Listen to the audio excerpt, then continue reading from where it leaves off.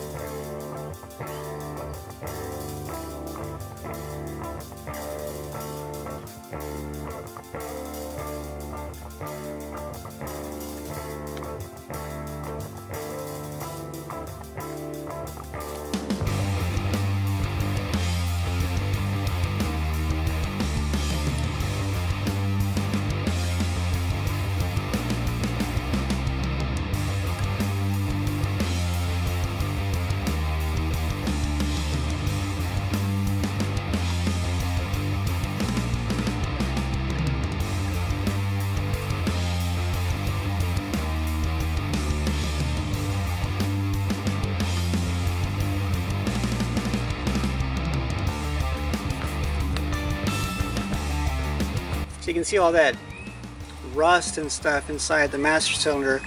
So I went ahead and added some fluid to it because I figured it might keep the seals from cracking or splitting, and also I might be able to dilute some of that stuff that's in there, some of that all that rust and contaminants in there, and might be able to extract them like that easier. So I'll go ahead and use a vacuum pump and clean all this stuff out, and then I'll go ahead and remove the master cylinder, flip it upside down, and clean it out with brake clean.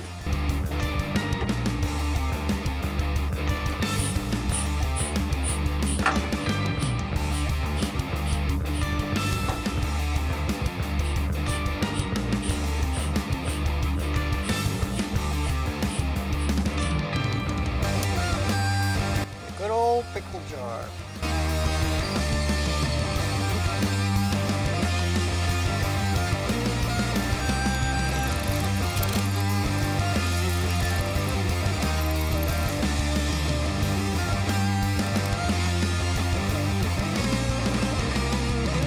Some pretty nasty fluid in there. So you got to clean all that out.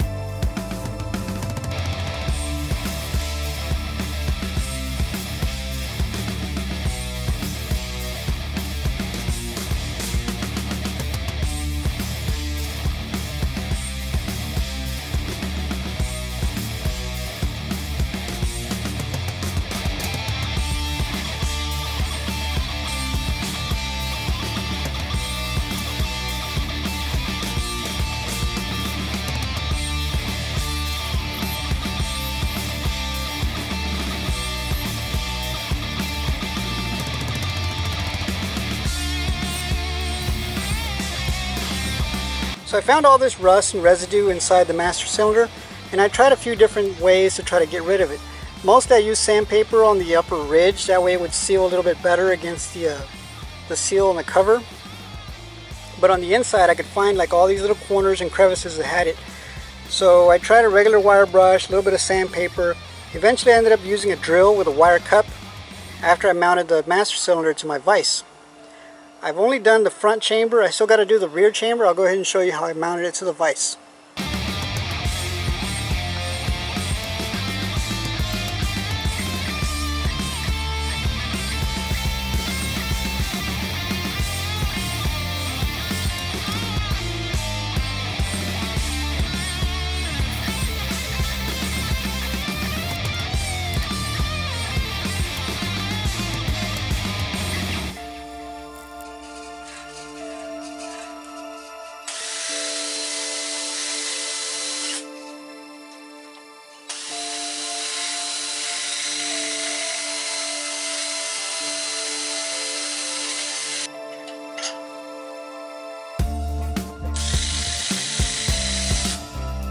Flip the master cylinder to whatever's convenient so you can get a better angle on whatever you're doing.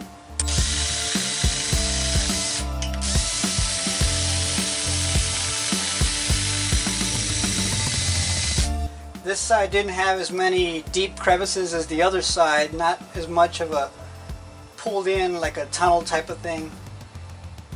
So this one was a whole lot easier to get to just by one side, but I still flipped it over just to make sure I got enough of the residue out from the other side.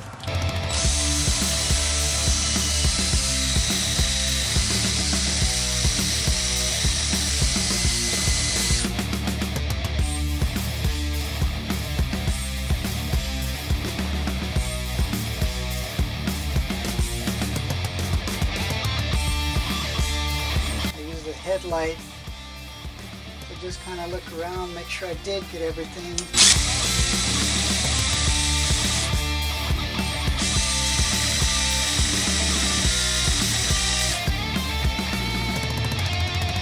The edges, the little corners are kind of hard to get to.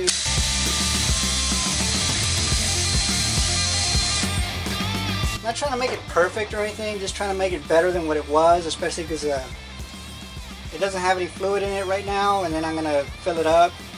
Just trying to get it a good head start.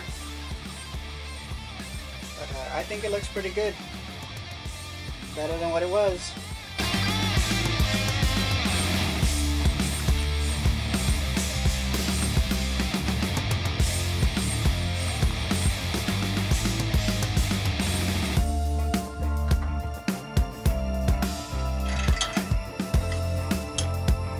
Still got to give the back a little bit of a clean up here, and I'm going to clean the bottom of the cover also underneath the seal.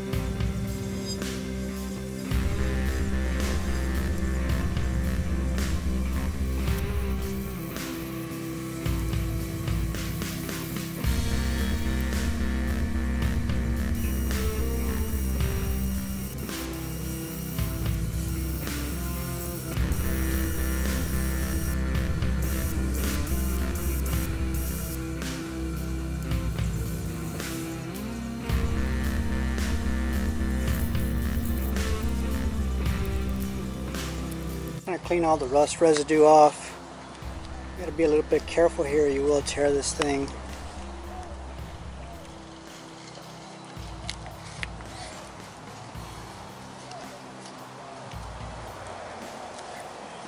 It's weird how the rust actually sticks to the rubber. Makes it hard to clean.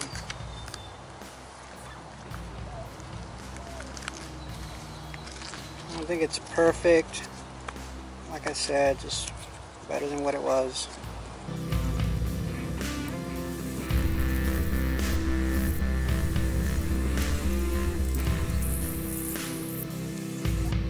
This is what's called bench bleeding. And it's by far the fastest, most efficient way to bleed a master cylinder, whether it's a new unit or one that has gone dry through fluid loss. You basically get the master cylinder, you attach it to a bench vise, fill it with fluid, and then you will either use flexible hoses or pre-bent hard lines attached to the ports going back into the reservoirs. You use a blunt object like a number 3 Phillips screwdriver to push the back of the master cylinder over and over. This is going to be pushing fluid out of the ports and recycling it back into the reservoirs. In the process, it will purge air out. I will admit, bench bleeding is much easier using threaded adapters leading to flexible hoses or pre-bent hard lines instead of just trying to hold flexible hoses up to the ports.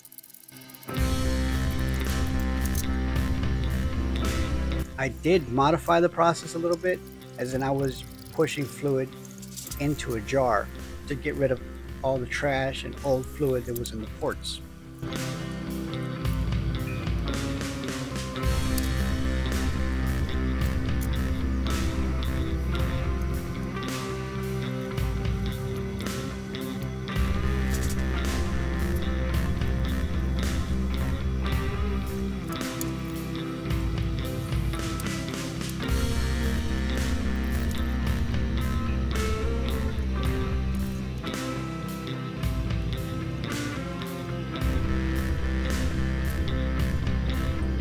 When you do a normal bench bleed, you don't let the fluid level go down. You keep topping it off.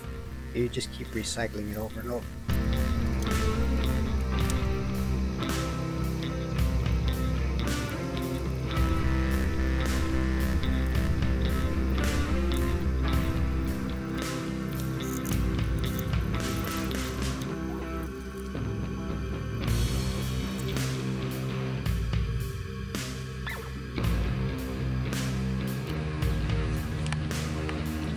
So I didn't expect to have that much of an issue with the flexible hoses. It was pretty hard to actually get them to seal up against the master cylinder. On top of that, I didn't expect the fluid. It had a hard time dropping into the container. It kept getting sucked back up. And even before that, I could see clouds of dirty fluid and dirty crud going back into the reservoir. Like at the same time as squirting it out, some of it was coming in. So that's why I had to take off the master cylinder and clean out the reservoir several times with brake clean and top it off with new fluid. Eventually I ended up using the vacuum pump to just vacuum out those little clouds, and I ended up using the vacuum pump also to pull fresh fluid through the ports. That worked out pretty well. I never even tried doing it that way. You can always tell if a bench bleed went good is you'll see a lot of fluid dropping out of the ports, gravity bleeding. As a matter of fact, you can run a master cylinder dry again if you don't keep it topped off before you put it on the vehicle. You can slow this down a little bit by putting the cap on the master cylinder. That's going to create somewhat of a vacuum seal and slow down the fluid. As you can tell, it slowed it down on this one. So now we're ready to put the master cylinder back on the car.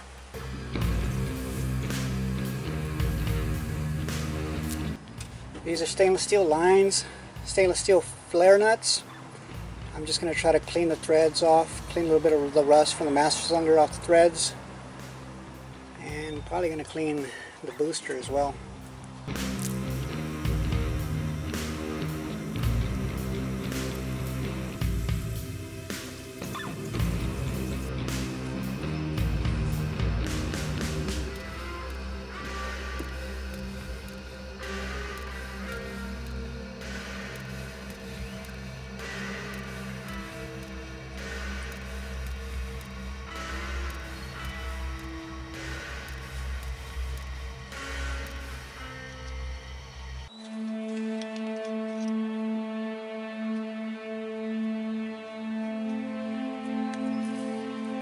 So on the brake push pin, I just went ahead and added some anti-seize. Went ahead and put it on the studs that are going to hold the master cylinder on also. Figured that couldn't hurt.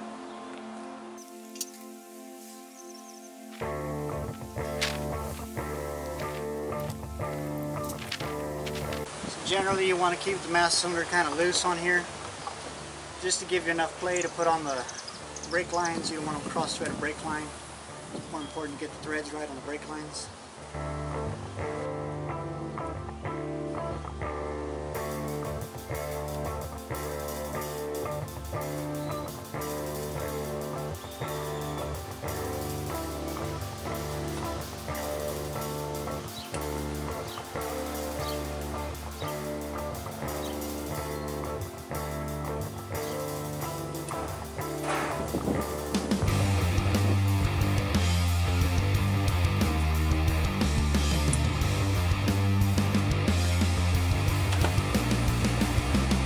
Sometimes you got to manhandle the back of it just to line it up straight.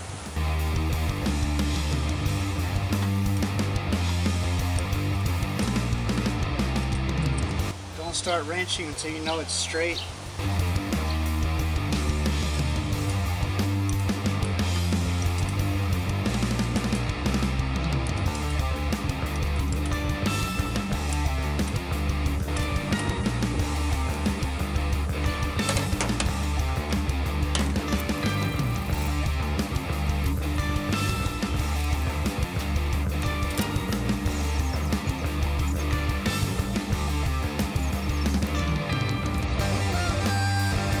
So with the master cylinder cleaned out and bled and now holding clean fluid, we can continue downstream on the brake system doing conventional brake bleeding.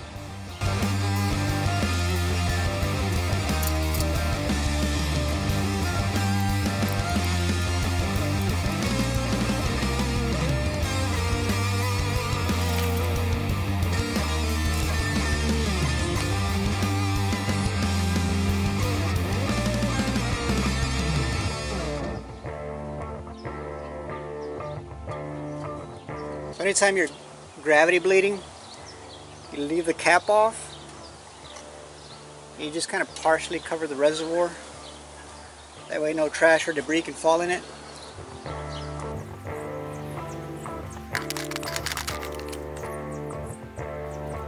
Go ahead and let some fluid drop down through that line and then move on to the next.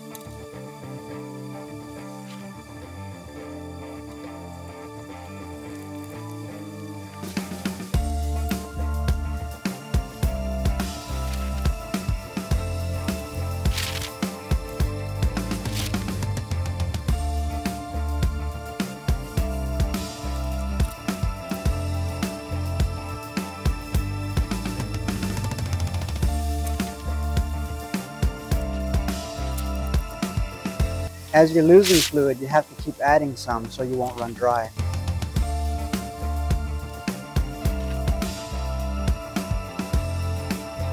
Brake fluid is very corrosive and will corrode your tools as well as attack painted surfaces. Any fluid that's spilled should not be allowed to sit. It should be cleaned up with either brake clean or water.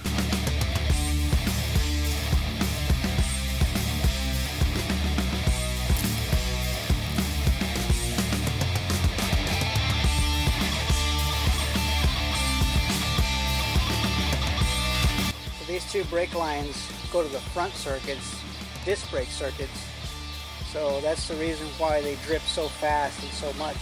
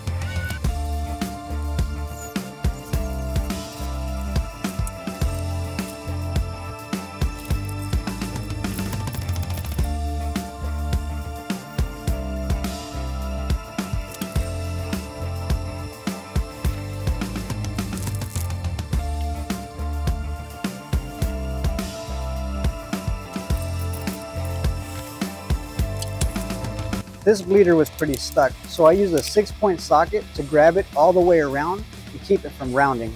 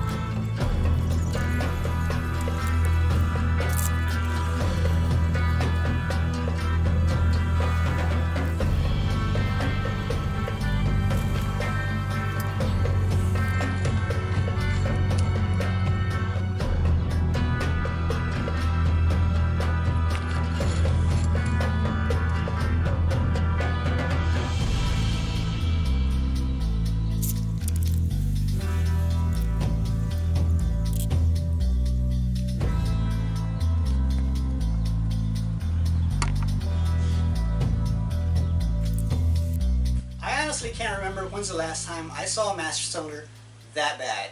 All that gunk and rust and old fluid that was stuck in it, that was pretty nasty.